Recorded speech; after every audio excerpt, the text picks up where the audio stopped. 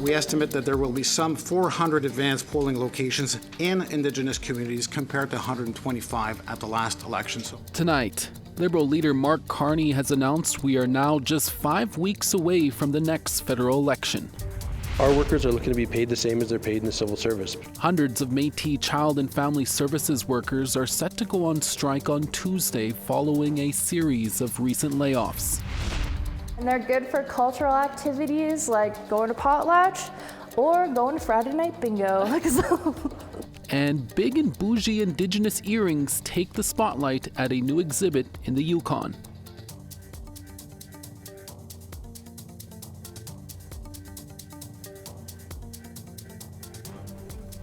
Tanse, good evening. I'm Chris Nachkate. Welcome to APTN National News. Thank you for joining us. Canadian voters will go to the polls on Monday, April 28th in the 45th general election. The election was called on Sunday after Governor General Mary Simon dissolved the House of Commons at the request of Prime Minister Mark Carney. It will run 37 days or roughly 5 weeks, the shortest campaign period allowed under federal law. Polls show both the Liberals and Conservatives locked in a dead heat, followed by the NDP, Bloc Québécois, and Greens trailing far behind.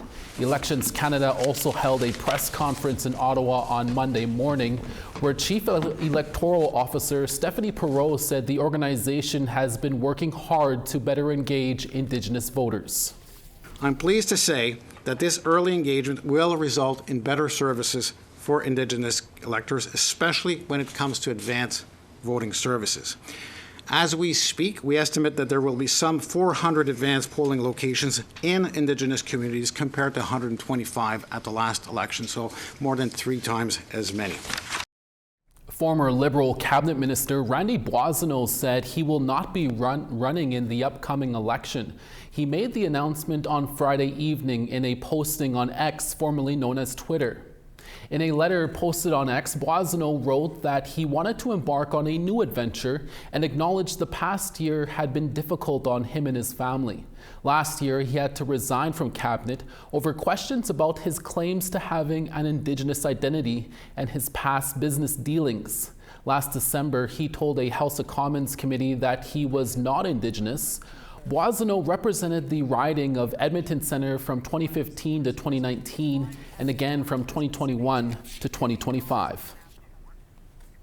Mi'kmaq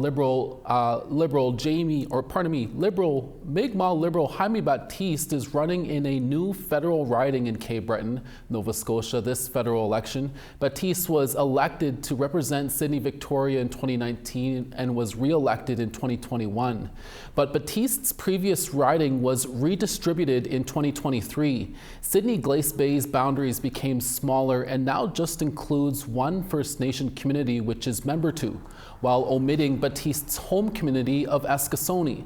Baptiste will now be running in the new riding called Cape Breton Canso Antigonish, which includes 4 of the 5 First Nations located in Cape Breton.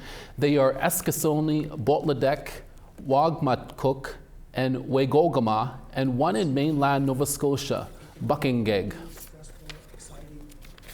With a new prime minister and a federal election on the way, families and advocates still have so many questions surrounding the state of Jordan's principle to support First Nations children. Over the weekend, Indigenous Services Minister Patty Hajdu announced the extension of that support to continue through 2026. First reported by the Canadian press, Minister Hajdu did not provide specific amounts, but she says the federal government has provided $8.8 billion into the principle since it was first established in 2016. In February, the federal government said it would bar funding approvals under Jordan's principle for non-urgent matters like home renovations and sporting events. The First Nations Family Caring Society has since accused the feds for failing to provide evidence of misuse, evading its legal obligations, and creating a backlog of cases. The Minister of Crown Indigenous Relations and now Minister of Justice and Attorney General Gary Anandasangre says the federal government will pay $1.23 billion in cows and plows benefits to several Prairie First Nations in this fiscal year. Those 8 First Nations are Kakawishtahaw, Kisakus, Muskowhegan, and Wusky-Sipik First Nations in Treaty 4 territory, and Little Pine, Magwasagayagan, Montana, and Peter Ballantine Cree Nation in Treaty 6. A total of 46 claims valued at $6.25 billion have been settled under the federal government's expedited resolution strategy to cover cows and plows benefits that Canada failed to provide under Treaties 4, 5, 6, and 10. In a statement, Kakawishtahaw Chief Evan Tapatat said while the fight for treaty rights will continue, he called the settlement a step forward, adding, "This settlement is about correcting the agricultural benefits injustice promised to our ancestors. Now we can use these funds to improve the lives of our youth, adult warriors, and elders, ensuring the future generations will also benefit. Our responsibility is to plant financial seeds today that will grow into lasting support for years to come." We're always looking for your feedback or story ideas. Here's how you can continue the conversation with us. If you have a story you want to share, send us an email to news@aptn.ca. To read and watch our stories, you can go to www.aptnnews.ca. You can find us online on your favorite social media sites, including TikTok, LinkedIn, and X, and you can watch this newscast anywhere, anytime on YouTube.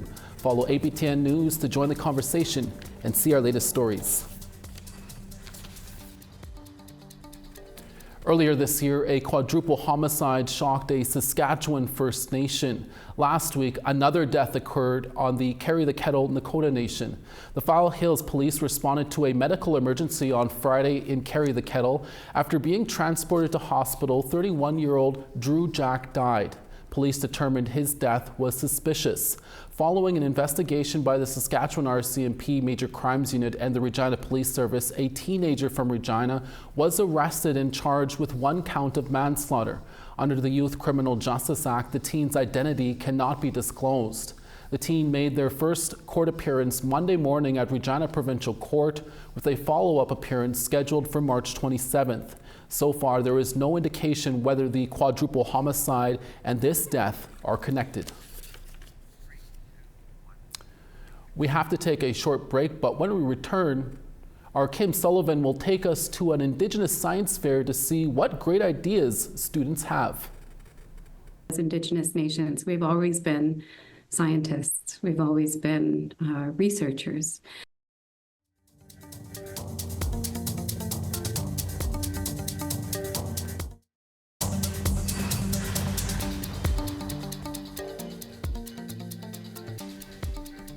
Thank you for staying with us. Hundreds of workers at 2 Métis Child and Family Services agencies in Manitoba are set to go on strike tomorrow if a deal isn't reached. APTN's Sarah Bettens has more. On March 11th, the Manitoba Government and General Employees Union, or MGEU, issued a strike notice for more than 300 workers at the Métis Child, Family and Community Services Agency and Michif Child and Family Services.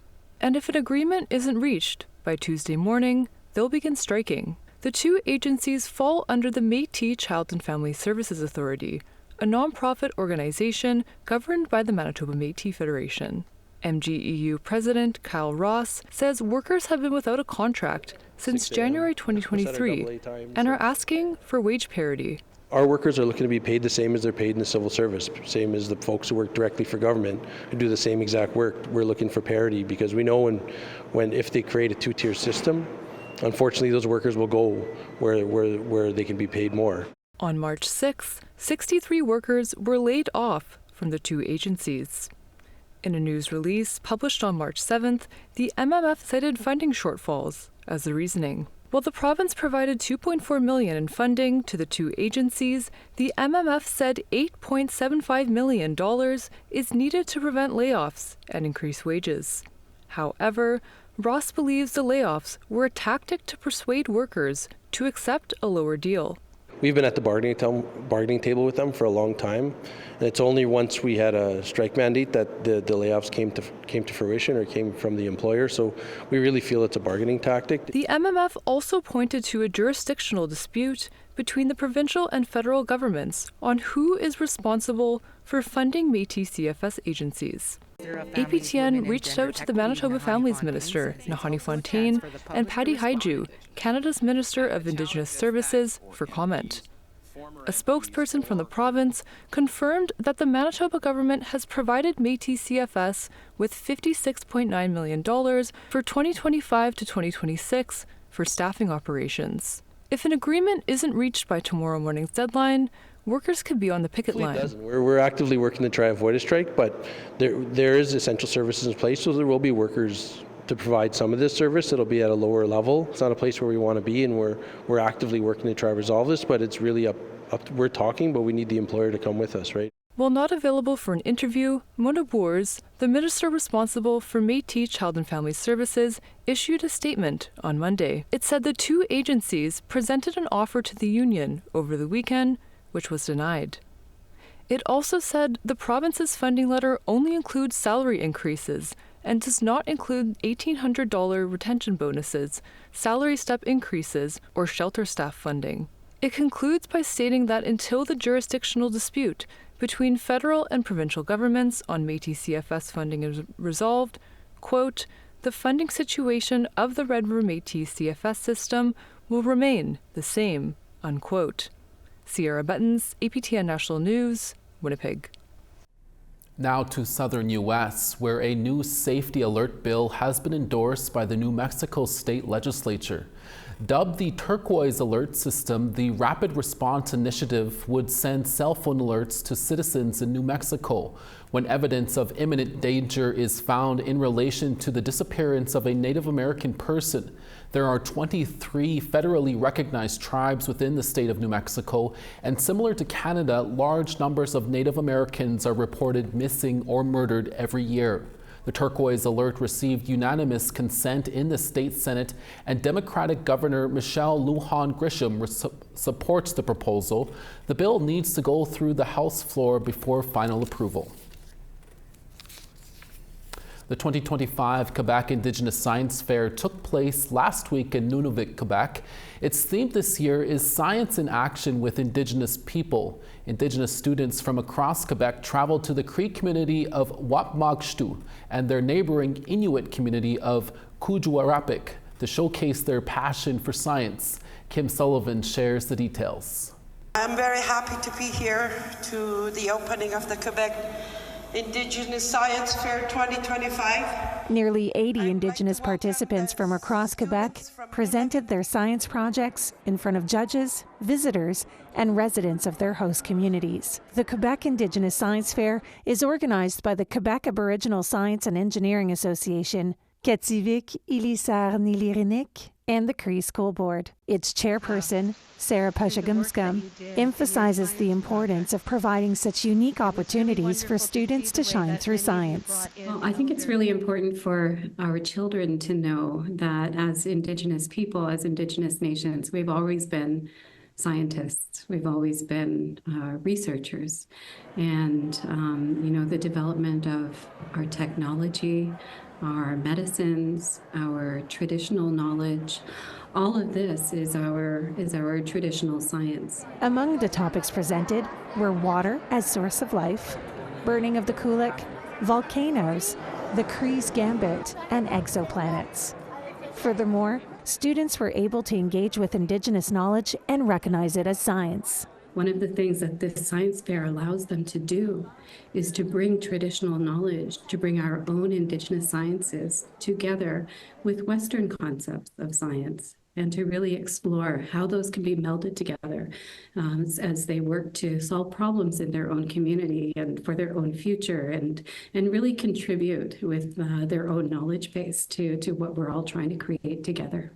A lasting contribution to their community of Mistissini is exactly what third-year high school students Errol Mianscombe Jr. and Mark Petawebino want to see come out of their project. Our elders believed our water was the cleanest of all places.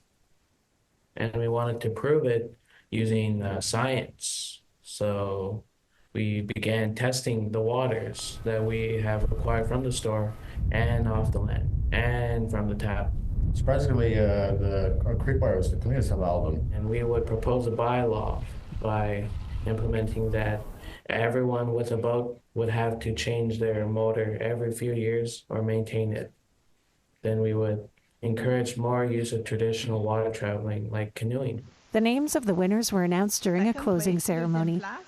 From Mistissini, l'École Voyageur Memorial High School, Nihibi, The Source of Life. Yanscombe and Petawabano were amongst them. They will be representing the Aboriginal Quebec Autochtone region at the Canada-wide Science Fair in Fredericton at the end of May.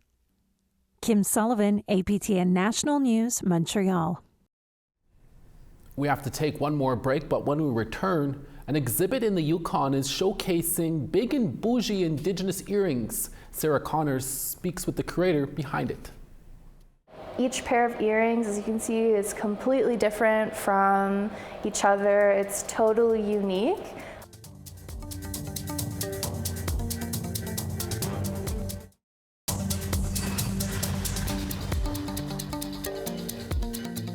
Time now for a photo of the day. Earl the cat recently interrupted family game night by hopping up on the table and making himself more comfortable. Cute picture, thanks for that, Earl. For the chance to be our next photo of the day, send us your photos to share@aptn.ca. Now let's take a look at tomorrow's weather forecast.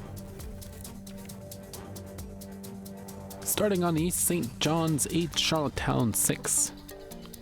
Happy Valley, Goose Bay -7, Nujuak -19. Saint-Jovite 3, Quebec City 4.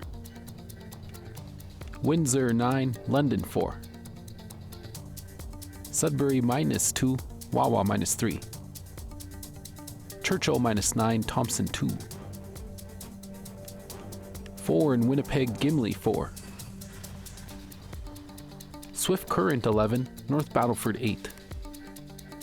6 in La Ronge, Stony Rapids 2.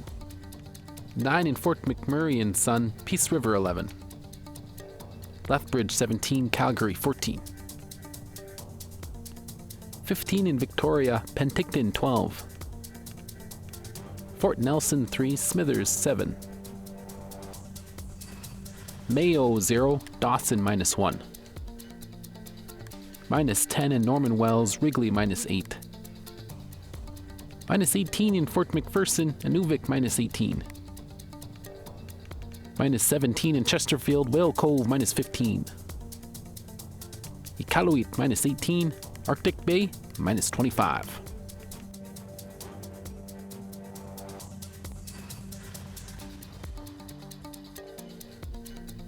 Big, glitzy earrings are a fashion staple for Indigenous peoples across Turtle Island, and the work put into making them can't be overstated. Now, a new art exhibit in the Yukon is putting some of the territory's most glamorous and bougiest earrings on display. APTN's Sarah Connors has that story. They're big, they're beaded, and best of all, they're bougie.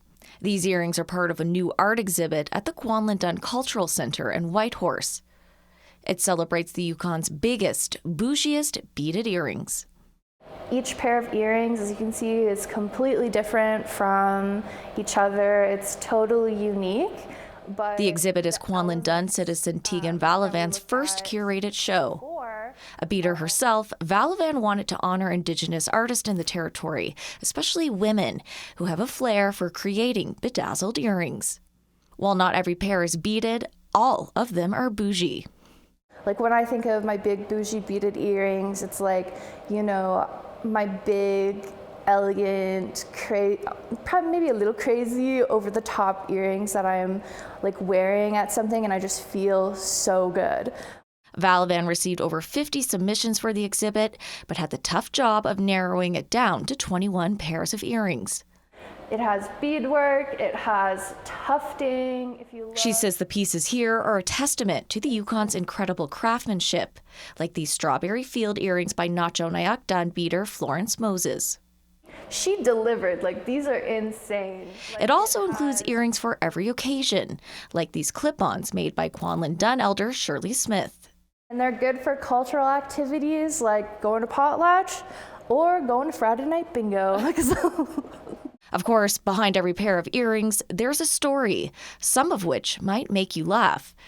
Most of all, Valavan hopes the exhibit will help inform visitors about cultural appropriation, something she says is an issue in the territory.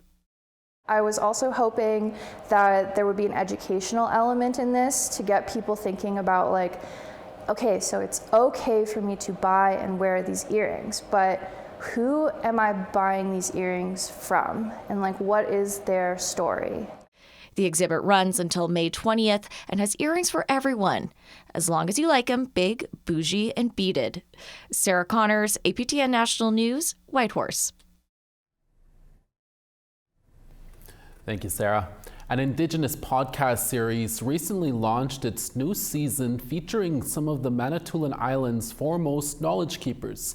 CTV's Ian Campbell has more. It's a celebration like no other, a podcast that honors the cultural identity many cherish on Wikwemkong. The podcast 365 Jingles launched its new season, all in Anishinaabe.